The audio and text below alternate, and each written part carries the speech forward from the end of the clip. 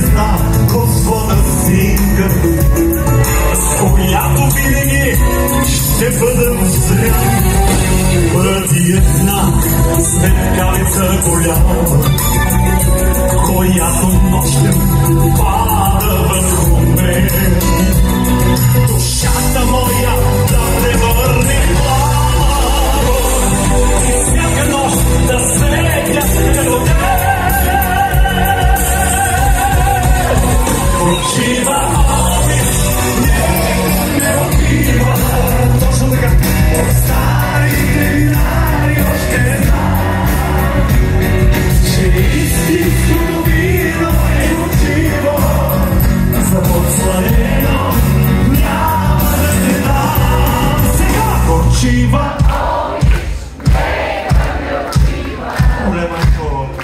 старите винари още знам, уникално, че истинското вино е горчиво, за подсладено няма да те дам.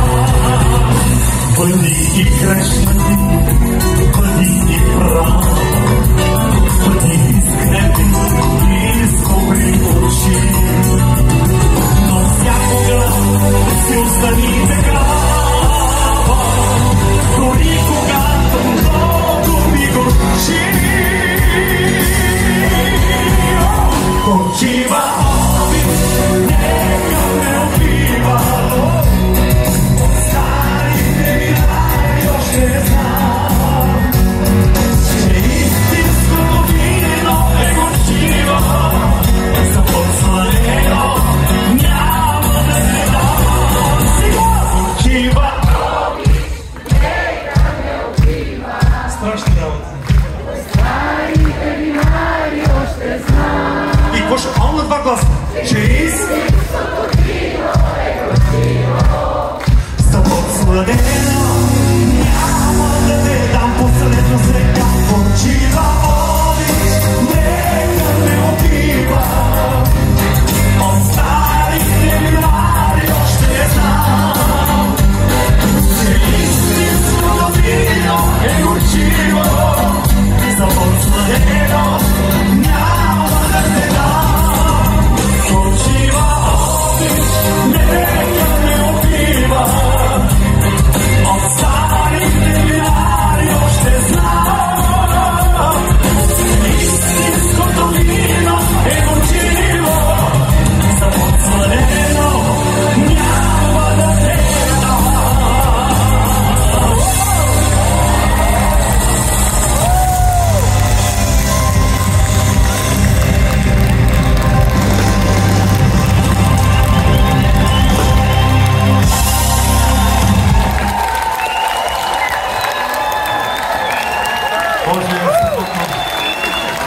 Чакайте да ви кажа нещо много важно. Беше един уникален концерт. Винаги е така. Някои днес ми казаха, ама ти пък имаш концерт ли на Денесите? Да, казах му да, защото така най-големия празник се получава. И то благодарение на вас, на вашето присъствие, на това, което се случи тази нощ. И аз не съжалявам, че не съм бил с определен кръг приятели, а бях тук с хора от една и съща кръвна група, с която прекарахме много добре. Благодаря ви.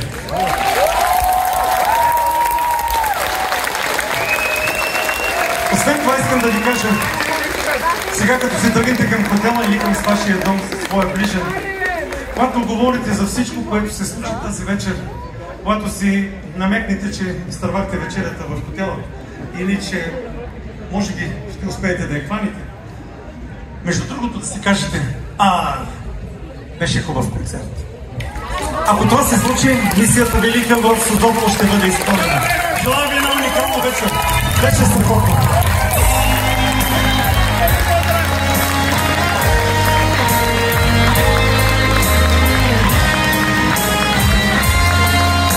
Може би само още две думи. Живеем в много трудни години. Младите не могат да го осъзнаят, защото те израстват по този начин. Без духовност.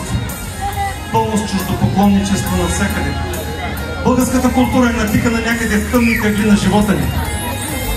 Когато тръгна на всеки един концерт, влизам в един тъмен тунел и плахо поглеждам напред. дали ще видя онзи малък пламък, който още свети. Тази вечер го видях. Беше голям. За което ви благодаря.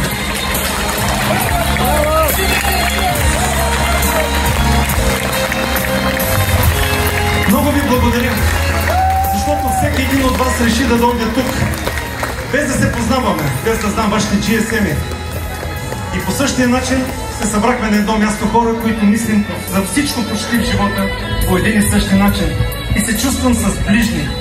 Именно затова тази вечер, в тези неясни времена на интереси, които чувствата изчезнаха от живота ни, изпитвам потребност да ви кажем на рождения си ден една дума. Една дума, която за мен означава много, но изчезна от живота ни.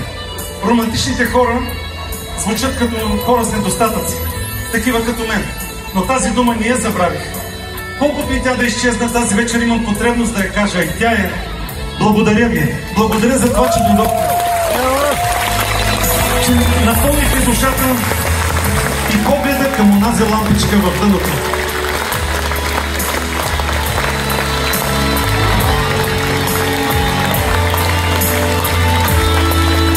Искам да благодаря на всички хора, които отговарят за античния театър Аполония, за това, че ми дадоха условията да бъде толкова хубаво. Искам да кажа още 5 пъти благодаря, за което е много важно да ми изчакате, защото държа на това. Когато бях младо момче и дойдох от село да уча в музикалната академия, тъй като идвах от такова място, бях жаден за култура. Ходех всеки ден на театри, кина, на концерти, на спектакли, които пълняха душата ми. Тогава ходех на всички концерти на големите български изпълнители. Те пътувах със своя оркестър. Всичко беше толкова красиво. И онова, което единствено дава оркестър на музиканта и на певеца — свободата да изпълнява своята музика. Сънувах с отворени дори очи, че някой ден и на мен това може да ми се случи.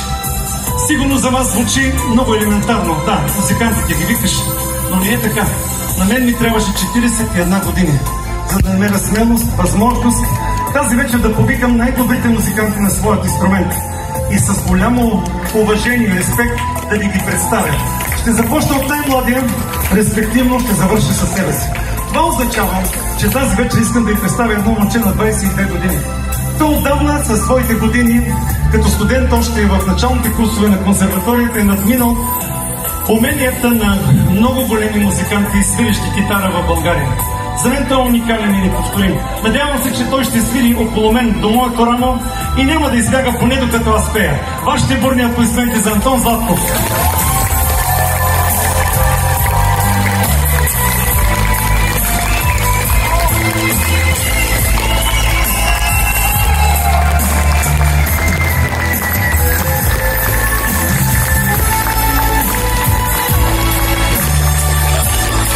Този, който ще ви представя сега, го видях преди 14 години.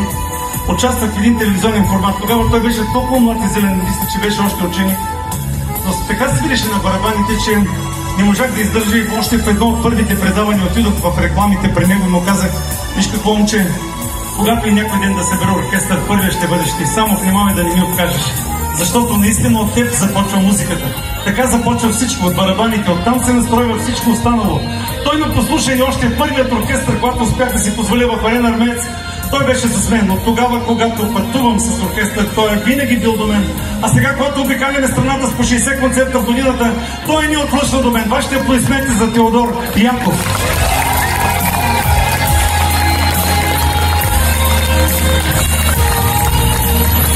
Павлеско, честит рожден ден персонално от мен.